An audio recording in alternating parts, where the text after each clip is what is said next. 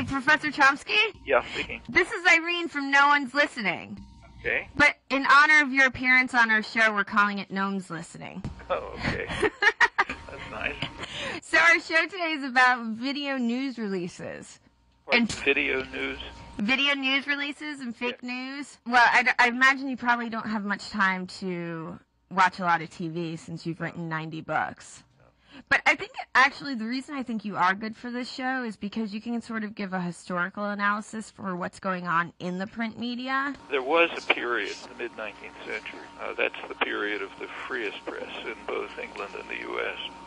And it's quite interesting to look back at it. Over the, it's not time to go through the whole history, but over the years, that's declined. It declined for two basic reasons. One reason is the increased capital that was required to run a competitive press, with a lot of glitz and popular appeal and so on.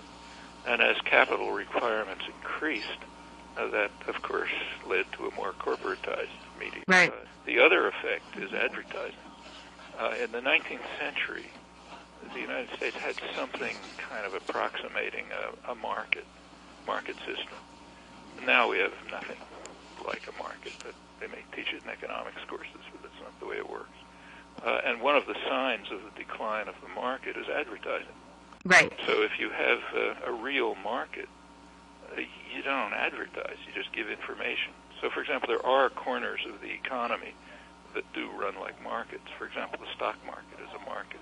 If you have 10 shares of General Motors you want to sell, you don't put up an ad on television with a sexy model holding up the 10 shares saying, ask your broker if this is good for you, it's good for me, or something like that. What you do is you sell them at the market price.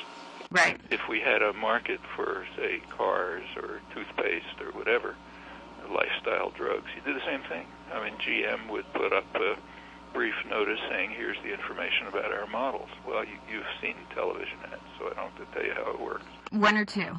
Yeah. The idea is to delude and deceive people with imagery. That's where I learned about you. Right. I'm kidding. Well, look, it's true. We all, and everybody knows it. We may not think about it, but we know it. And the same has happened to the print media. I mean, by now there's, if you take the New York Times, for example, they have something called the news hole. When the editors, lay out tomorrow's newspaper, first thing they do is the important things. They put the ads around. And then they have a little bit left that's called the news hole, and you sort of stick in things there. Quite apart from that, the media themselves are just big corporations. So, of course, they represent the interests of their owners, their market, which is advertisers, and for the elite newspapers, the more or less the managerial class, educated population they deal with. And the end result is you get a very narrow perspective on what's new. The world is like. But then what would be the alternative? I mean, I guess that's where I'm searching. It would be a free press. And it's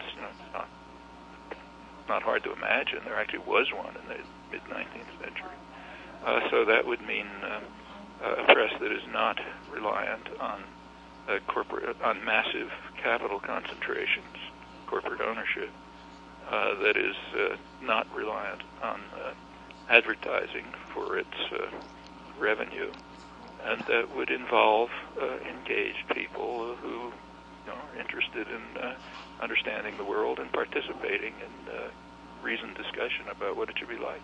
Right. I mean, it's not inconceivable. Right. I mean, it's actually crazy. I don't know if you know how these video news releases work. There's actually PR agencies that, I mean, they don't even try to be covert about it. No, it's quite open. They'll be called VNR PR agency. I mean, it's very open. Anybody who's looked, take, say, television.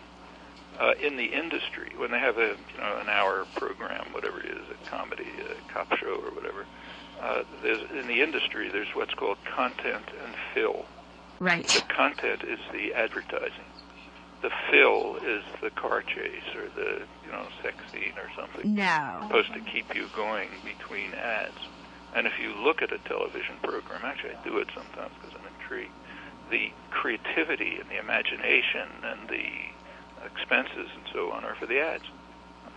The car chase you can pull off the shelf. Unbelievable. And in fact, this has led to a serious deterioration of the political system. I mean, we don't have anything even resembling a democracy anymore. Take a look at the last campaign. The campaign is run by the same people who sell toothpaste, and exactly the same PR agencies. And when they sell a candidate, they do it the same way as when they sell, a lifestyle drug. You don't put up information about the candidate.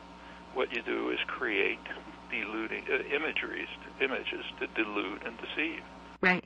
Well, the population knows it. So a very small number of the population, about 10% of the voters, literally, knew the stance of the candidates on issues. And it's not because they're stupid or uninterested. It's just like you don't know the characteristics of toothpaste. Well, it's a one-way mediated relationship, and hopefully that's what this show is about. We talk about media and media ethics, and it's not always related to politics. I mean, it's related to entertainment and everything, because hopefully we can change that and people can start questioning their relationship. There's really two separate questions about the media, which are usually muddled. One is what they're trying to do, and a second one is what's the effect on the public. That's a different thing. The effect on the public isn't very much studied, but to the extent that it has been, it seems that among the more educated sectors, the indoctrination works more effectively. Among less educated sectors, people are just more skeptical and cynical. Right. So what can we do? Because now I'm depressed. Well, we're a lot of. I think it's a very optimistic future, frankly. Oh, really? Yes. You wrote 90 books. Look, very much so. I mean, just take this. There's something we know about this country, more than any other. Uh-huh. We know a lot about public opinion. It's studied very intensively. That it's the fickle? results are very rarely reported. Right. You can find them. It's an open society. You can find them. What they show is remarkable. What they show, first of all, is that both political parties and the media are far to the right of the general population on a whole host of issues, and the population is just, disorganized, atomized, and so on. This country ought to be an organizer's paradise, and that's why the media and the campaigns keep away from issues. They know that on issues they're going to lose people, so therefore you have to have. You portray George Bush as he's a pampered kid who came from a rich family, went to prep school, an elite university, and you have to present him as an ordinary guy, who makes grammatical errors, which I'm sure he's trained to make. He didn't talk that way at Yale, and a fake Texas twang, and he's off to his ranch, to cut brush or something. Right, to go fishing. That's like a toothpaste ad. Right. And I think a lot of people know it.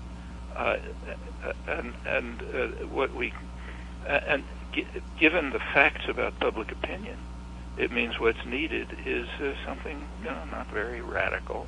Let's become as democratic as, say, the second largest country in the hemisphere, Brazil.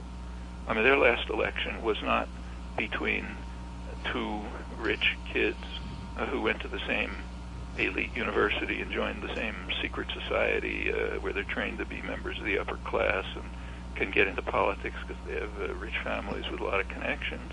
I mean, people were actually able to elect a president from their own ranks.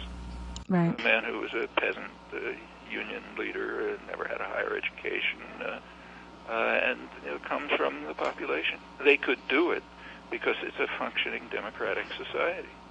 Tremendous obstacles, repressive state, huge concentration of wealth, much worse obstacles than we have. But they have mass popular movements. They have actual political parties, which we don't have. There's nothing to stop us from doing that. I mean, we have a legacy of freedom, which is unparalleled. It's been won by struggle over centuries, never given. Right. And you can use it, or you can abandon it. That's a choice. But don't you think to some extent, maybe people don't even realize their own discontent because of the media? No, I think people are very discontented, and the attitudes towards the media are very cynical and skeptical. Well, the attitudes towards the media, but because we're not banding together, they almost feel that sort of detachment. Well, they don't know where to get angry or who to band with. That's true, yeah. But that's, again, the lack of democratic structures. Right. I mean, if you have popular movements, I mean, that's why are unions so detested by elites?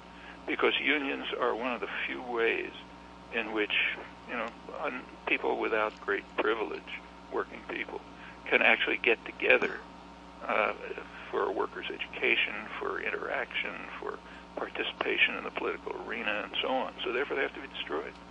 And there's many others. It's true, it's a very atomized society, and there are a lot of reasons for that.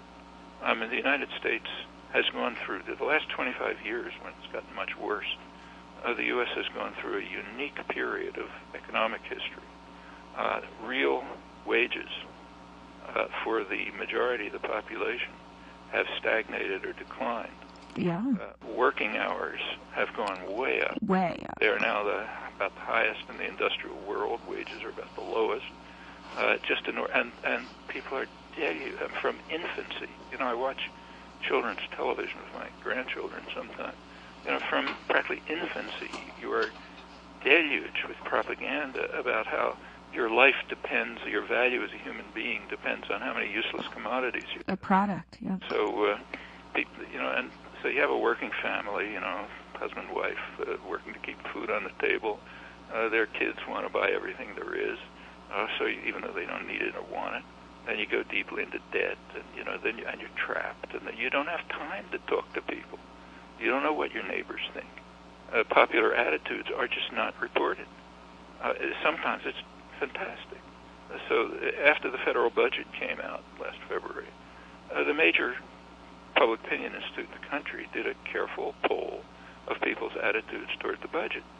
Well, it was just like about a mirror image of what the budget was. Where federal spending is going up, military, Iraq, Afghanistan, people wanted to go down, large majorities. Where it's going down, same large majorities, people wanted to go up.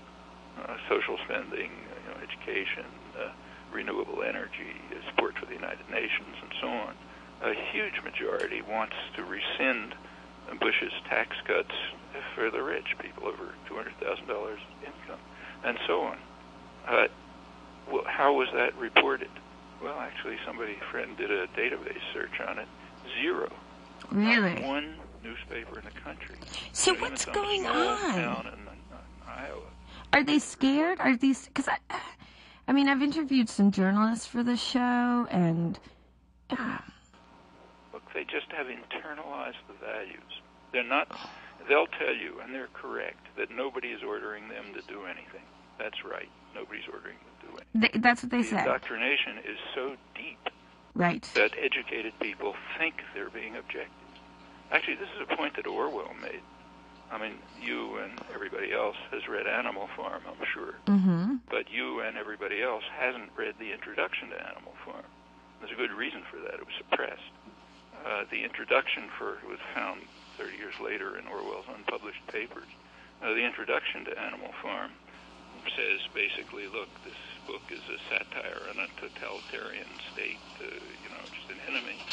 But he said, I'm going to talk about England, free England. And what he said is, well, in free